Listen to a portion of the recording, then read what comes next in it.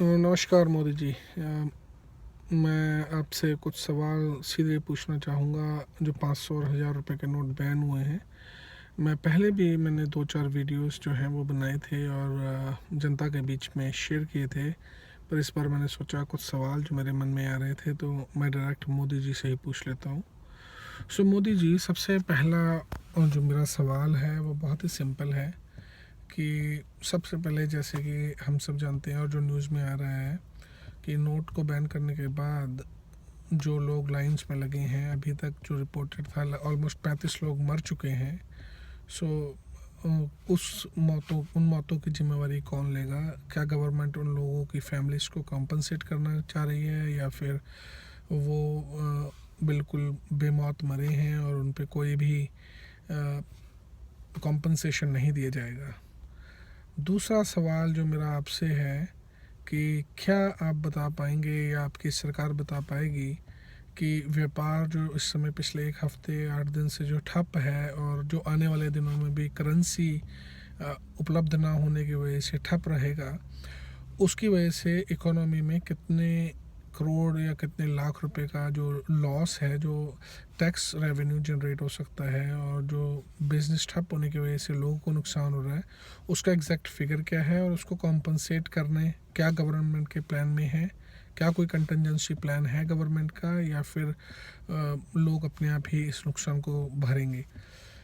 तीसरा सवाल, एक तरफ ब्लैक मनी को रोका जा रहा है और लोगों का पैसा बैंक में जमा करवा रहे हैं आप, जो कि अच्छी बात है, लेकिन दूसरी तरफ स्टेट बैंक और जो अदर बैंक्स ने कल न्यूज़ में मैंने सुना कि कुछ लोन्स जो थे वो माफ़ कर दिए हैं, उन्हें डिफ़ॉल्टर्स की लिस्ट में डाल दिया है और वेव ऑफ कर दिए हैं या राइट ऑफ कर दिए हैं।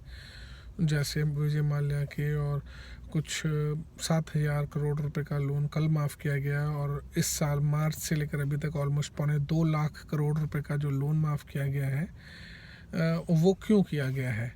क्या वो मनी हम वापस लेकर या उनसे रिकवर करके उसे इकोनॉमी में नहीं लगा सकते थे एज ए गवर्नमेंट? और क्या उससे आपको नहीं लगता कि इकोनॉमी बेटर होती और ब्लैक मनी पे कंट्रोल किया जा सकता? अगला सवाल मेरा आपसे है कि जिस टाइम लोग लाइनों में 4-4 5-5 घंटे लग रहे हैं और 4,500 रुपये जो उन्हें मिलते हैं, जिसको कहा जा रहा है कि वो सफिशेंट नहीं है, उसमें आपने या फिर मीडिया ने एक पिक्चर जो है पोस्ट की कि मोदी जी की माता जी भी लाइन में लगकर पैसे चेंज कर लाई। बहुत ही अच्छा पब्लिसिटी गिमिक है। माता जी को भी नमस्कार मेरी तरफ से। पर एक सवाल ये उठता है कि क्या माता जी को वीआईपी ट्रीटमेंट देकर सीधे बैंक में ले जाकर फ़ोटो खींची गई है, या फिर वो भी 5 घंटे लाइन में लग कर आई हैं? इस उम्र में वो लाइन में अगर 5 घंटे लगी हैं तब मैं समझ सकता हूँ कि ठीक है, लेकिन आप सिर्फ एक फ़ोटो दिखाकर आम लोगों को ये नहीं जता सकते कि बहुत ही सिंपल है पैसा चेंज कराना।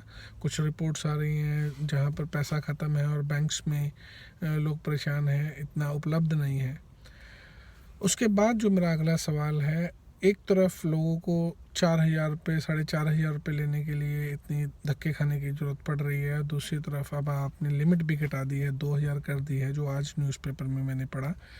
इसके अलावा और दूसरी तरफ लोगों की शादियां टूट रही हैं और आप हंस रहे हैं जापान में, जो कि शर्मनाक है एक प्राइम मिनिस्टर के लिए।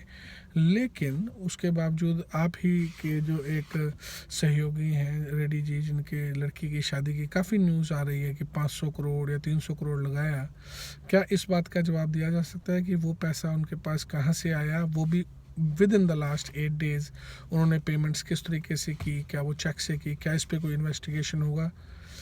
ये सब जनता में आना चाहिए, ये ऑलरेडी पब्लिक डोमेन में है। एक और खबर आई है आपके डेवलप जो स्टेट है गुजरात की, कि वहाँ पर 2.9 लाख जो है 2,90,000 रुपये जो पकड़े गए हैं रिश्वत वाले, जो कि 2,000 रुपये के नोट थे। तो अगर लीगली किसी ने उसको विड्रॉ किया है तो मैक्सिमम वो 28 से 30 हज़ार 10 दिन में निकाल सकते थे। तो उसमें 3 लाख रुपए के आसपास जो है 2,000 के नोट किस तरीके से उनके पास आए? क्या ये साबित नहीं करता कि आपने और आपके साथियों ने, जो कि बिल्कुल क्रिमिनल माइंड की तरह काम करते हुए 2 नंबर का पैसा पहले ही पहुंचा दिया था, उनका पैसा पहले ही लोगों का रिप्लेस कर दिया था? क्या इस पे आप अपनी जस्टिफिकेशन देंगे? आखिरी सवाल तो नहीं है, लेकिन एक इस समय के लिए जो सवाल मेरे माइंड में आ रहा है, आप कई जगह रो रहे हैं, कई जगह हंस रहे हैं, मैं इस पे नहीं जाता।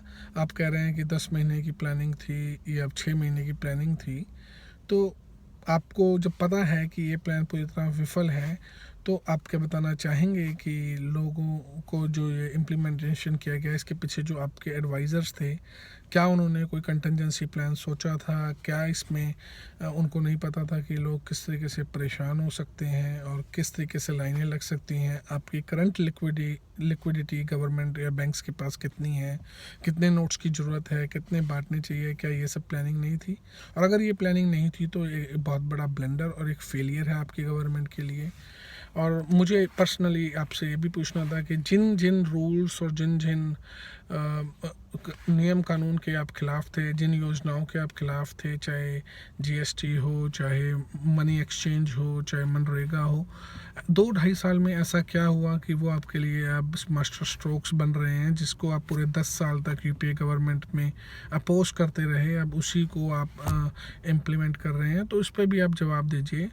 और आखिरी सवाल आज के लिए जो है वो ये है कि क्या आप इस बात को राज़ी करेंगे कि जो पॉलिटिकल पार्टीज़ हैं, उनकी डोनेशंस, उनके इनकम्स और उनके बैंक स्टेटमेंट्स भी पब्लिक डोमेन में अंडर आरटीआई आने चाहिए, ताकि लोगों को पता लगे कि आपके पास कितना ब्लैक मनी है? जहाँ तक आपकी बात है, मैं आपकी पार्टी की बात कर रहा हूँ, अभी पर्सनल नहीं। आप इसके खिलाफ क्यों हैं? आप उसे आरटीआई के अंडर क्यों नहीं लाते? और क्यों नहीं सारे की सारी डोनेशन लिस्ट को आप पब्लिक डोमेन में लाते, और इसमें से बीजेपी नहीं, कांग्रेस भी हो और आप भी हो और जितनी भी पार्टीज़ हैं, उसको सब को पब्लिक डोमेन में लाइए। मुझे पता है अब मेरे इन क्वेश्चंस के बाद आपका जवाब तो शायद मुश्किल आएगा, पर आपके भक्त जो हैं, जो बेवकूफ़ भक्त हैं, वो, और जिसे ट्रॉल्स भी कहते हैं, वो अपने जो स्टेटमेंट्स हैं ज़रूर कमेंट्स में डालेंगे।